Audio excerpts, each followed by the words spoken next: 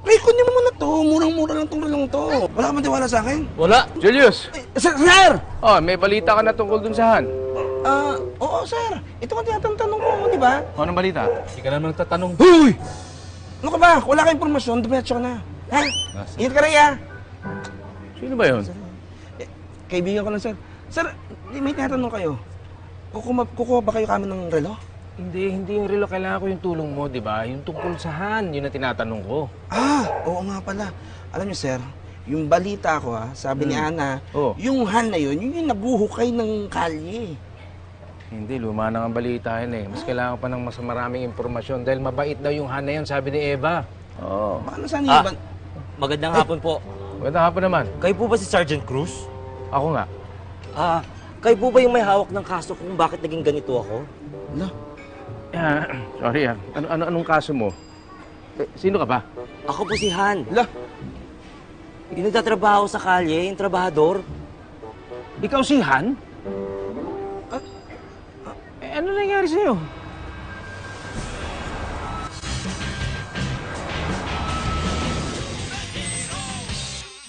Teka muna. Ipaliwanag mo nga sa akin kung bakit ka nandiyan dyan sa katawan na yan. Hindi ko nga po alam eh. Nagtatrabaho ako sa kalye nun, tapos kausap ko pa yung mga ibang babae sa karinderya. Sila Ana. Tapos parang may tinamaan yung jackhammer ko. May pumutok. Tapos may sumingaw. Tapos may usok. Pagising ko, nandito na ako sa katawan na to. So, sabihin, may pumutok lang tapos naging banding ka na? Hindi, ganito. Malinaw na sa akin ngayon. Nung tinamaan niya, may pumutok, nagkaroon ng usok, sa gitna ng lahat ng iyon, nagkaroon ng palitan. Naging ganyan ang katawan niya. May nangyari doon. Sandali lang, sir. Kung hindi to si Han, sino nagmamayari ng katong ito? Yan ang aalamin natin. Pero, Julius, aalamin pa natin. Ano ba ginagawa mo? Sorry, uhulihin kita, bawal yan. Sorry po. Check Okay, ko lang. ganito ang gagawin natin, moving forward. Meron akong kakilala. Makakatulong sa atin yon. Ang pangalan niya, Nonoy. Nonoy. Correct. Parang nakilala ko na yun. Driver yun sa jeep. Correct. Sir, ano may tutulong niyo noon sa kasong ito? Julius, hindi ko pa nga alam. Pero ang alam ko, mas marami siyang alam kaysa sa'yo. Kung di po si Han ito, sino taga nagmamayari? Kaya nga, hanapan nga natin siya. Julius! Bawal nga yung ginagawa mo Sorry, sir. Baka kasi, sir. Ang dami mong tanong. Sabi ko nga po eh. Noy. Hindi na nga ako dito. Pre, pwede ba tayo mag-usap? Ako? Teka, alis na nga ako. May date ka pa yata eh. Dito ka lang. Huwag mo ko iwanan. Teka, kilala ba kita? Ako si Han. Trabahador.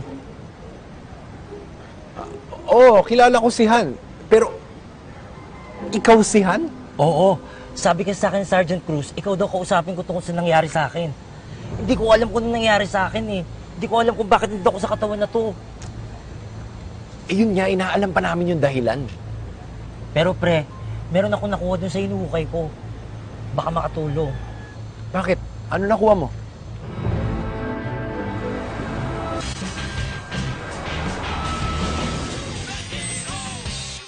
Ito yung nakuha ni Han dun sa hinuhukay niyo. Ba?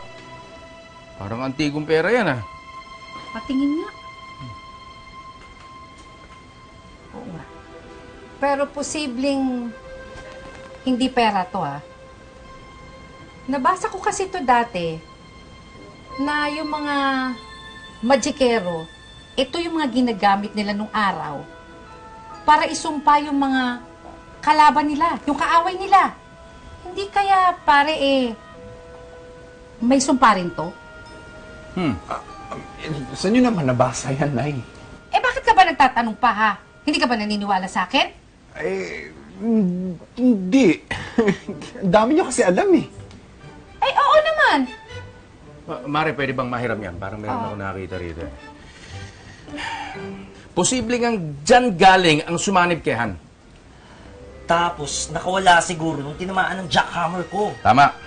Mare, tinan mo rin to Ito mo yung simbolo, dalawang muka. Maaari ding may kinalaman to dun sa nangyari kay Eva at kay Ana. Yan tinan mo. Pwede, pero paano napunta yun doon sa hinuhukay? Yun. Alam nyo, posible rin na nakabaon ito sa ilog ng Biata.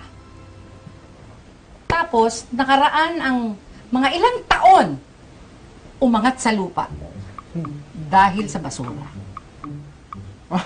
Bibilib naman ako sa'yo, Nay. Ang taba-taba. Ano? Ang taba-taba ng utak nyo, Nay. Utak. Ah, okay. Galing mo, Mare. Nay naman, kasi lumalabo na yung mga mata nyo, tapos basa pa kayo ng basa. Anak, ano naman ang gagawin ko dito sa bahay, ha? Serge! O, Julius! Serge! Ano nangyari sa'yo? Saan ka galing? Si Han! Oh. Nanggugulo na naman sa